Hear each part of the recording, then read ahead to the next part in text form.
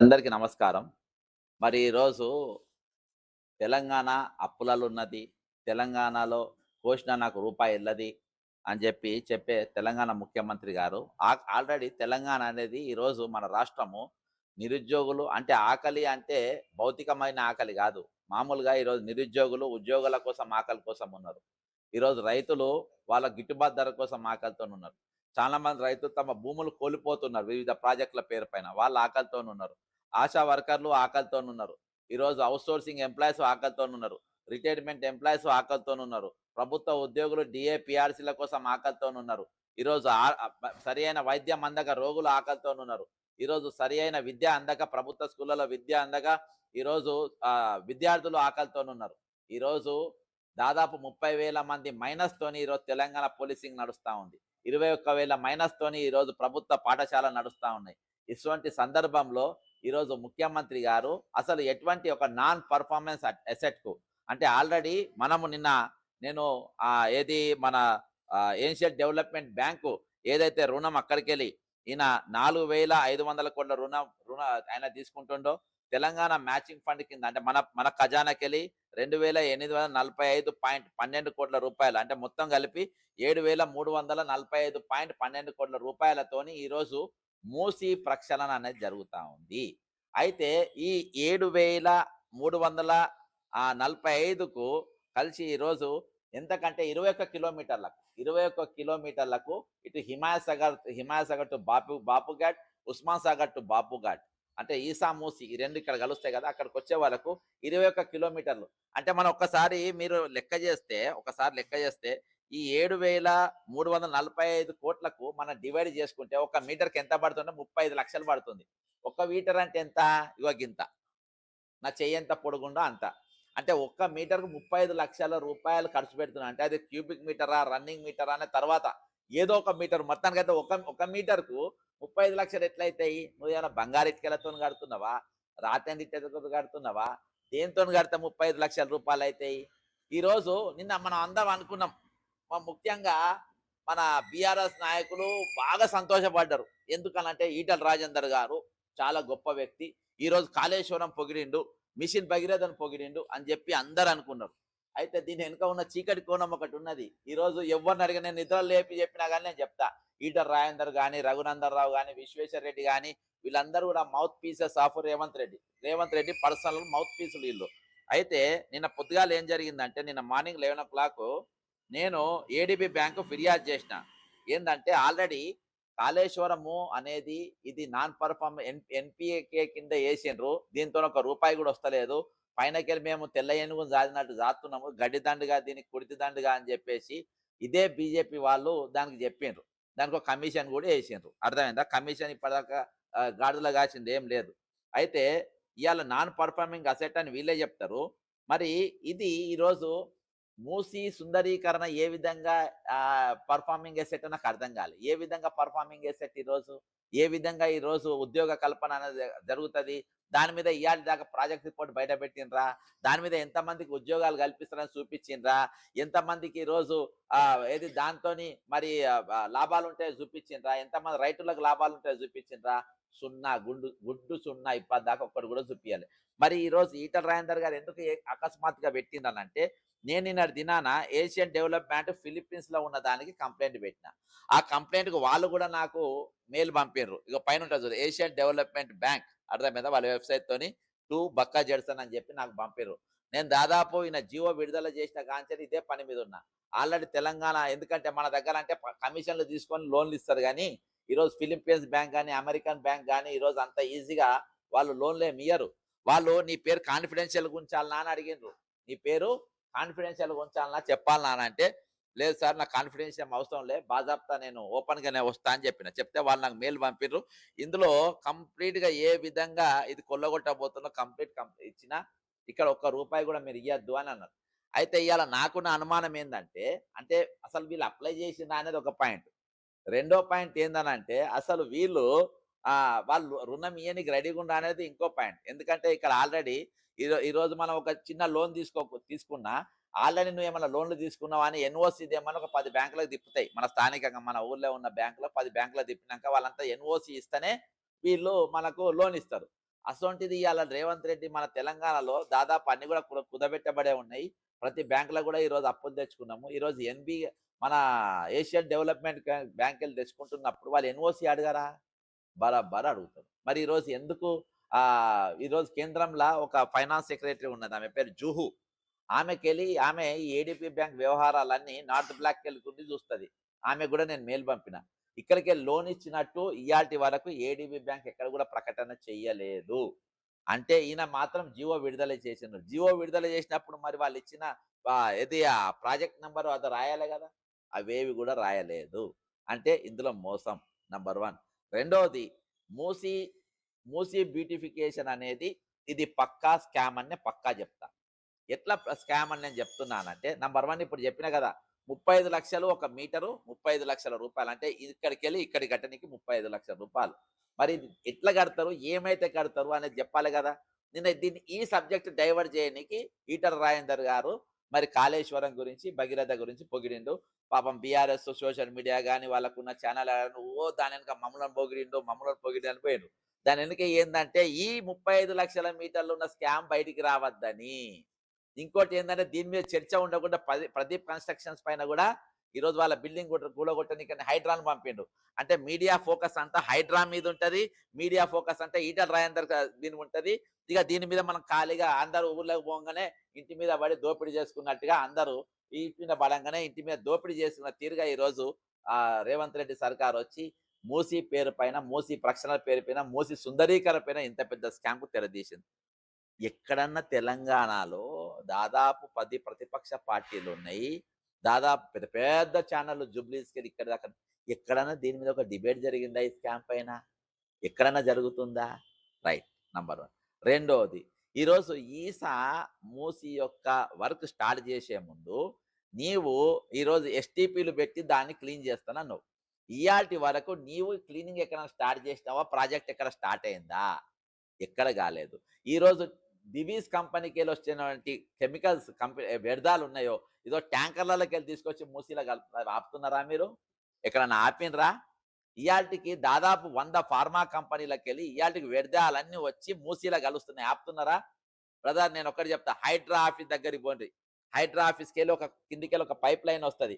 ఈ ట్యాంక్ పక్కన అక్కడ సాహెబుల సమాధులు ఉంటాయి. కబ్రస్థాన్ ఉంటది. ఆ కబ్రస్థాన్ దగ్గర పోయి మీరు నిలబడుండ్రి. కెమికల్ వాటర్ ఎన్ని కనబడతాయి చూడండి మీరు. కెమికల్ వాటర్ ఎక్కడ అవసరంలే నేను ఇక్కడికెళ్ళి డైరెక్ట్ 2 కిలోమీటర్ల దూరంలో చెప్తున్నా. అది ఆపగలుగుతున్నారా మీరు? ఇయాల్టికి మీరు ఆ వ్యర్థాలను ఆపకుండా ఏ విధంగా సాధ్యం? ఓకే. సుందరీకరణ జరుగుతుంది. బ్రహ్మాండంగా జరుగుతుంది. అది నాన్ పర్ఫార్మెన్స్ అంటే. బ్రదర్ ఇయాల నేను ఇన్ని వర్గాలు ఆకలితోనున్నారని చెప్పిన. ఇన్ని వర్గాలు ఆకలితోనున్నారంటే రేవంత్ రెడ్డినే ఇన్ని వర్గాలుగా చేసుకుందాం.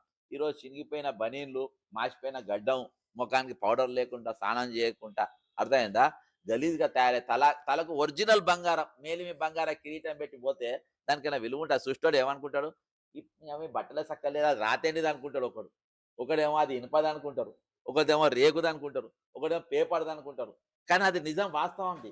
ఇయాల ఈ ఆగమైన తెలంగాణలో, ఈ ఆకలి బాధలున్న తెలంగాణలో, ఈ నిరుద్యోగుల తెలంగాణలో, ఈరోజు ఔట్ సోర్సింగ్ ఎంప్లాయీస్ కష్టపడుతున్న తెలంగాణలో ఇయాల్టికి నిన్నగాక మొన్న ఏకాంబరం అనే ఒక యువకుడు ఔట్ సోర్సింగ్ ఎంప్లాయీ చనిపోవడం జరిగింది. ఇయాల్టికి ఆ కుటుంబానికి దిక్కులేని పరిస్థితిలో ఉన్నది. ఆదుకునేటోళ్ళు లేడు, చూసేటోళ్ళు లేడు, మాట్లాడేటోళ్ళు లేరు.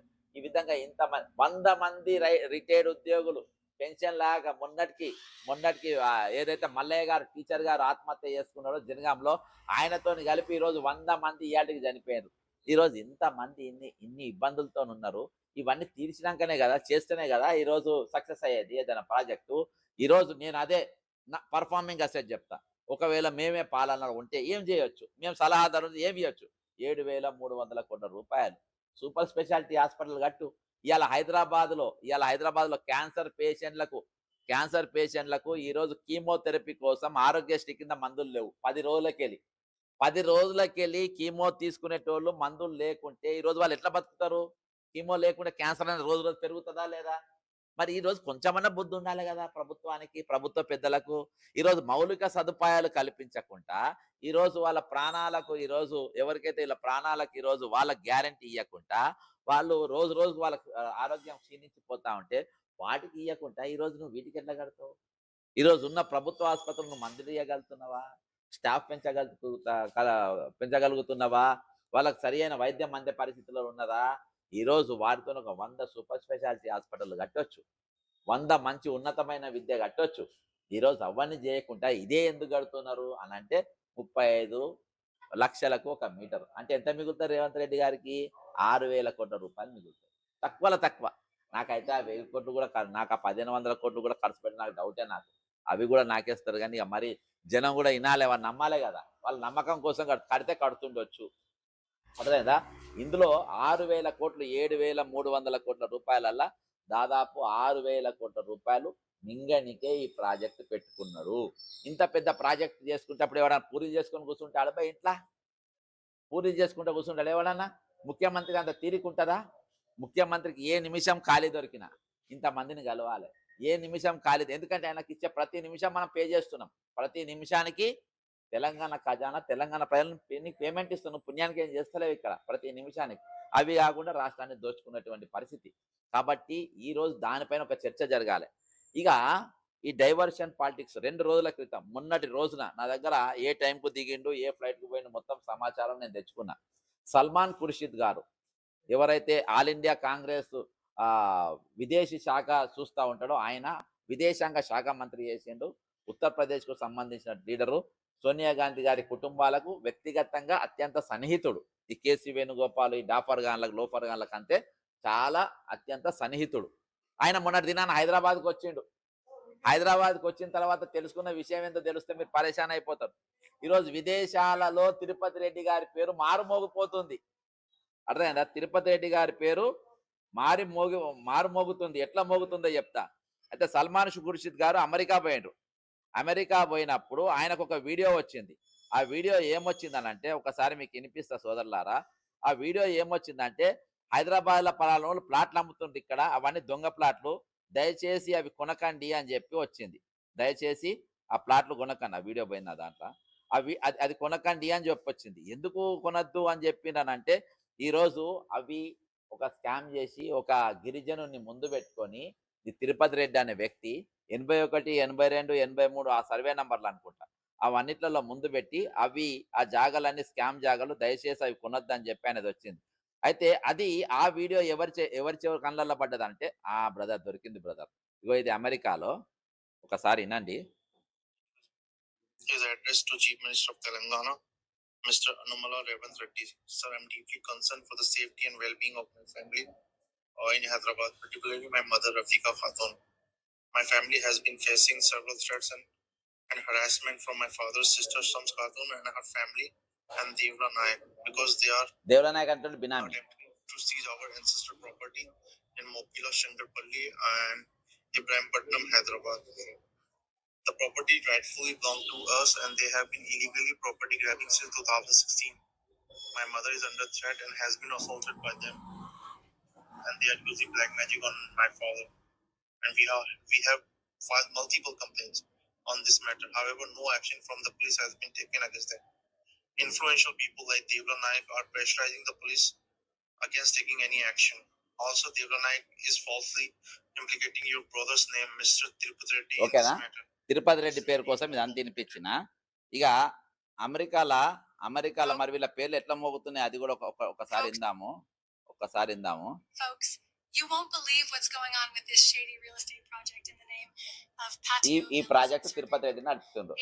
ఇది ఈ వీడియోలో ఈ డాక్యుమెంట్లు ఎవరికి పోయినాయనంటే ఇగో బ్రదర్ ఒక్క నిమిషం, నేను దీనికోసమే ఆగిన. ఇగో ఇది అక్కడ న్యూస్ ఛానల్, అమెరికాలో న్యూస్ ఛానల్లో. On August 28th at approximately 10:15 a.m., a controversial Bhumi Puja was conducted on disputed land in Mokila village, Shankapalli Mandal, involving Mr. Devla Naik and Shams Khatun. This event took place despite numerous చూసి సల్మాన్ ఖుర్షిద్ గారు అసలు ఏం నడుస్తుంది ఇక్కడ అని చెప్పేసి ఇది చేస్తే ఇట్లా జరుగుతుందని అంటే మొన్నటి దినాన్ని హైదరాబాద్కి వచ్చిండు. ఆ కేసు ఆ వివరాలు అన్నీ తీసుకుని ఆయన కూడా అడ్వకేట్ కాబట్టి హైకోర్టుకు పోయి పిలిపించుకున్నాడు. రాష్ట్రానికి 4 ముఖ్యమంత్రులను తెలిసిందంట ఆయన. ఈ తెలంగాణకు 4 చీఫ్ మినిస్టర్స్ ఉందని సల్మాన్ ఖుర్షిద్ గారికి తెలిసిందట. నంబర్ 1 రేవంత్ రెడ్డి గారు, నంబర్ 2 తిరుపతి రెడ్డి గారు, నంబర్ 3 కొండల్ రెడ్డి గారు, నంబర్ 4 కృష్ణారెడ్డి గారు. ఈ నలుగురికి మరి ఏ శాఖలు కేటాయిస్తూ వీళ్ళకు ఎక్కడెక్కడ ఉన్నాయి వీళ్ళ జాలంటే వీళ్ళకి ప్రోటోకాల్ గిటోకాల్ అంతా ముఖ్యమంత్రికి ఎట్లుంటుందో అట్లనే ఉంటుందంట. వీళ్ళ బంగ్లాలన్నీ అట్నే ఉంటాయి. ఒక్కోడు 10 శాఖలు చూస్తారంట.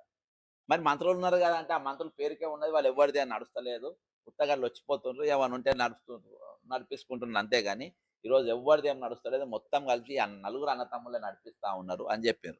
ఆయన షాక్ అయిపోయి మొన్న రాత్రి ఇక్కడికి వెళ్ళి, ఎందుకంటే నేను ఏఐసీసీలో పనిచేసిన 4 రాష్ట్రాలకు ఇన్ఛార్జ్ చేసిన ఆయనతో నడిచినటువంటి వ్యక్తి, నేను కాంగ్రెస్లో ఉన్నా అనుకో నాకు ఫోన్ చేసి, నేను కాంగ్రెస్లో ఉన్నా అనుకో నాకు ఫోన్ చేస్తే, ఎందుకంటే మొన్న ఏఐసీసీ ట్రైనింగ్ కూడా పిలిచిండ్రు, నేను సస్పెండ్ అయినా కానీ పిలిచిండ్రు, మర్చిపోయాము అనుకున్నా, వాళ్ళకి సస్పెండ్ అయినా కానీ మాకు సస్పెండ్ కాలేదంటే పోయినా అక్కడ ఏం నడుస్తుందో చూద్దామని. మీనాక్షి నటరాజన్ కూడా అన్నే ఉండే.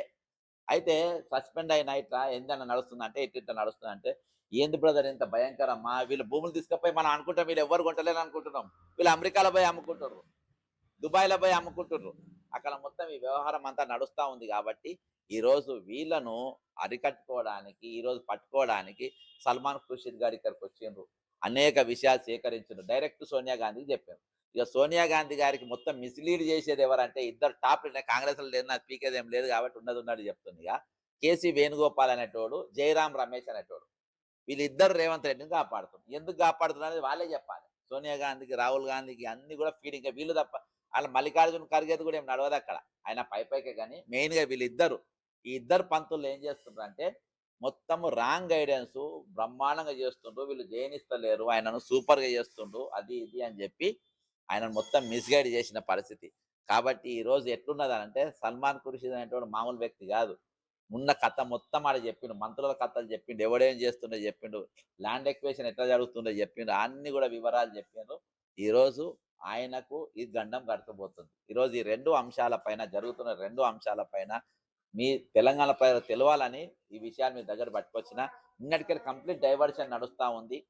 ఇక్కడ ఏడీబీ బ్యాంక్ రుణాలు లేవు, ఏం లేవు నాకు తెలిసి, మొత్తం తెలంగాణ సొమ్ము దోసుకొనికి వేసినటువంటి ఈ బడా స్కెచ్. ఈరోజు తెలంగాణ జరుగుతుంది అరాచక పాలన, అరాచకం అనేది నడుస్తుంది, చాలా స్పష్టంగా నడుస్తుంది. 34 ఏళ్ళ కాంగ్రెస్ వాదిగా అయ్యాలని నేను చెప్తున్నా. ఇటువంటి పాలనను నేను ఎక్కడ చూడలే, ఎప్పుడు చూడలే, ఏడ కూడా చూడలే. నేను జార్ఖండ్ ఇన్ఛార్జిగా చేసిన బ్రదర్, కర్ణాటక ఇన్ఛార్జిగా చేసిన, తమిళనాడు ఇన్ఛార్జిగా చేసిన, కేరళ ఇన్ఛార్జిగా, గుజరాత్ కూడా 5 సీట్లకు నేను ఇన్ఛార్జిగా చేసిన, 4 గెలిపించిన 2015లో, 5 ఇస్తే direct under control of Rahul Gandhi కిందనే పనిచేసిన. ఎక్కడ కూడా ఇంత ఇంత ఇంత డేంజర్ రాజకీయాలు, ఇంత డేంజర్ పాలన ఏ రోజు కూడా కాంగ్రెస్ పార్టీలో ఏ రోజు కూడా చూడలేదు. అది సల్మాన్ ఖుర్షిద్ గారికి కూడా ఈరోజు తెలుసుకుని సోనియా గాంధీ గారికి నిన్న రాత్రి తెలిసింది ఈ విషయం అంతా. నిన్న తెలిసిన తర్వాత నేను నిన్న వీడియో చేసి బయటికి రిలీజ్ చేయడం జరిగింది. ఇది బ్రదర్, ఇది విషయాలు మీకు తెలవాలని జరుపుకుంటున్నా. జై తెలంగాణ, అమరవీరులకు జోహార్. రేవంత్ రెడ్డి గారు ఎవరు అడ్డు వచ్చినా మూసి సుందరీకరణకు తొక్కుకుండా పోతారు అంటున్నారు. డబ్బులు లేని అంత గట్టిగా ఎట్లా చెప్తారన్న? బ్యాంకులేమో ఒకవైపు రుణాలు ఇస్తలేవని మీరే బ్రదర్, మనకు పైసలు రోజు వస్తాయి, మనది డైలీ తెలంగాణ కౌంటర్ డైలీ నడుస్తుంది ఫుల్. నువ్వు పెట్రోల్ పోసుకుంటావు బ్రదర్, 30 రూపాయలు కేంద్రానికి, 30 రూపాయలు మన తెలంగాణ ఖజానాకి. నువ్వు పెరుగు కొంటావు, అది పెరుగు కూడా జిఎస్టీఏ, పాలకు కూడా జిఎస్టీ ప్రతిది కూడా 50-50 వెళ్ళిపోతూనే ఉంటుంది. ట్యాక్సులు ఒక మా అపార్ట్మెంట్కి వెళ్ళే దాదాపు ₹1,00,000 ట్యాక్సులు పోతాయి. అర్థమైందా? నీకు తెలుసా? ఇవన్నీ తెలియకుండా కరెంటు బిల్లులు పెరిగినాయి తెలుసా? గత 3 నెలలకు ఈ 2 నెలలు ఎంత కరెంటు బిల్లు వచ్చిందో. ₹250 కరెంటు బిల్లు కట్టేటోని నేను, ₹2,500 కరెంటు బిల్లు కట్టిన 3 నెలలకి. తెలియకుండానే కరెంటు బిల్లులు పెంచారు, తెలియకుండానే ఇంటి ట్యాక్సులు పెంచారు. నీకు ఇంటి ట్యాక్సులు ఎంత వస్తుందో లెక్క చేసుకో. ఇవాళకి తెలంగాణ పవర్ ఏం తెలుసా బ్రదర్? ఇవాళకి తెలంగాణ పవర్ ఏంటంటే 10 లక్షల కోట్ల అప్పైనా కానీ తీర్చే దమ్ము తెలంగాణకు ఉంది. మళ్ళీ అన్ని దాఫాన్లు, గీకాన్లు, ప్రభుత్వ హాస్పిటల్, ప్రభుత్వ స్కూళ్ళు అన్ని బరాబర్ నడుపుకుంటున్నా కానీ మనకు దాదాపు ఇవాళకి మనకున్న శక్తి, మన బలం ఏంటంటే 10 లక్షల అప్పైనా కానీ ఇవాళ తీర్చే దమ్ముంది. ఈరోజు చిత్తశుద్ధి లేదు బ్రదర్. ఎంత ఒకసారి ఎప్పుడైతే మనకు ఉన్నదో బ్రదర్, అందరు కూడా వ్యక్తిగత జీవితం ఉంటుంది, అందరు కూడా. నువ్వు ఏకంగా ఒక వీడియో చేసి బయటికి చేసి పూరీలు చేసుకుని బయటికి మా వీడియోను రిలీజ్ చేసినామంటే ఎవరో యాత్రికంగా తీయాలి కాదు కదా, నీ ఇంట్లోకి వెళ్ళి నీ సోషల్ ప్లాట్ఫామ్ మీదకి వెళ్ళి అంటే ఏం మనకు ఒక నీటిగా ఒకటి చెప్పిండు, నువ్వు ఏడాది వచ్చినవి ఏమైనా పర్వాలేదు, నేను నా కుటుంబము మేము బ్రహ్మాండంగా ఉంటే చాలు. నేను ముఖ్యమంత్రి అయింది మా కోసం, అర్థమైందా? మేము ముఖ్యమంత్రి అయింది మా కోసం. అదే నిన్న చెప్పిండే ఖమ్మంలో 182 సీట్లు అయితే అంటే 117 సీట్లు గెలుస్తారంట. నేను ఛాలెంజ్ చేస్తున్నా బ్రదర్, ఛాలెంజ్ చేస్తున్నా. ఇవాళ కుప్పంలో నువ్వు పోయి గెలిస్తే ఈ రాష్ట్రంలో అయితే ఎక్కడ గెలవవు, కొడంగల్ కూడా గెలవవు. నువ్వు గెలవాలంటే మళ్ళీ కుప్పం కన్నా పోవాలి, హిందూపూర్ కన్నా పోవాలి. ఆడపోయి గెలిస్తే గెలవాలి, కానీ మళ్ళీ అంతా ఏపీ అంతటా కాదు. ఈ 2 సీట్లల్లో ఎందుకంటే తెలంగాణ తెలుగుదేశం ముందుకెళ్ళి గెలుస్తుంది కాబట్టి ఆడ నీకు అది కూడా సైకిల్ గుర్తు మీద నిలవాలి. ఏది కాంగ్రెస్ గుర్తు మీద నిలబడితే ఆడ కూడా నీకు డిపాజిట్ రాదు. అక్కడ ఆడ తప్ప నీకు తెలంగాణ మాత్రం ఏడ కూడా అవకాశం లేదు, అస్సలు ఇది లేదు. నువ్వు అనుకుంటారేమో పోయినసారి పట్నం మహేందర్ మా పార్టీలోనే ఉన్నాడు, పట్నం మహేందర్ తమ్ముడిని నేను మేనేజ్ చేసుకుని బ్రదర్ దయచేసి ఎడిటింగ్ చేయొద్దు, ఉన్నది చెప్తున్నా. పట్నం మహేందర్ ఎందుకంటే పట్నం మహేందర్ది కూడా హిమాయత్ ఉంది, హైదరాబాద్ అక్కడ పోయి నీకు భయపడుతుండు, గజగజ వణిగిపోతుండు కూలగొట్టనికి, అర్థమైందా? గజగజ వణిగిపోతా ఉండు ఈరోజు. కాబట్టి ఈరోజు అక్కడ పట్నం నరేందర్ రెడ్డిని మేనేజ్ చేసిన, సైలెన్స్ చేసిన ముఖ్యమంత్రి మళ్ళా కాబోతున్నా అని చెప్పి మొన్న చెప్పి పిట్ట కథలు చెప్పినట్టు చెప్పి బయటపడతాయేమో బిడ్డ. ఈసారి అట్లా ఉండదు వ్యవహారం.